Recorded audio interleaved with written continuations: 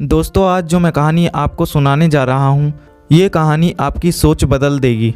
एक राजा ने अपने सैनिकों को सड़क के बीच में एक बड़ी चट्टान रखने के लिए कहा।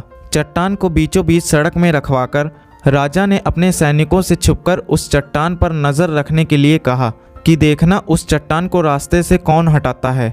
लोग उस जगह पर आते रहे और जाते रहे, लेकिन किसी ने भी उस चट्टान को रास्ते से हटाने की कोशिश नहीं की। उस चट्टान के पास से लोगों के गुजरने वालों में राजा के कुछ करीबी लोग और शहर के बड़े व्यापारी भी शामिल थे, और उनमें से कुछ लोग तो राजा को ही कोसने लगते कि क्या राजा इस चट्टान को भी रास्ते से नहीं हटवा सकता। लेकिन किसी ने भी उस चट्टान को रास्ते से हटाने का प्रयास नहीं किया। ऐसा काफ़ी दिनों तक चलता रहा। एक दिन एक किसान अपनी सब्जियों के साथ उधर से गुजर रहा था। उसने चट्टान को रास्ते में पड़े देखा और सोचा कि सबको इस चट्टान की वजह से कितनी तकलीफ हो रही है।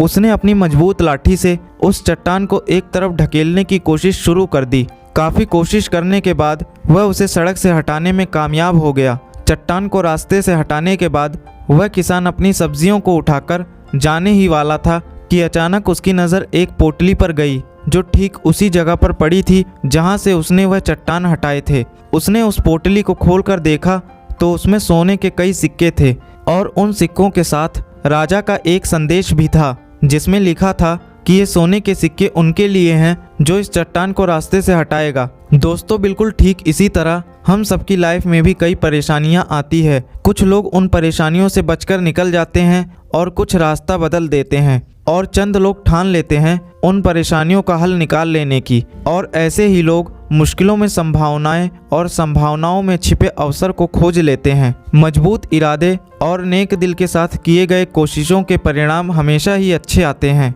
इसलिए जीवन की किसी भी परेशानियों से घबराओ मत, बल्कि उन परेशानियों को हल करने की कोशिश करते हुए जीवन के सफर में आगे बढ़ते रहो। दोस्तों, उम्मीद करता हूँ आपको ये कहानी पसंद आई होगी। मिलते हैं अगली एक और नई वीडियो में। धन्यवाद।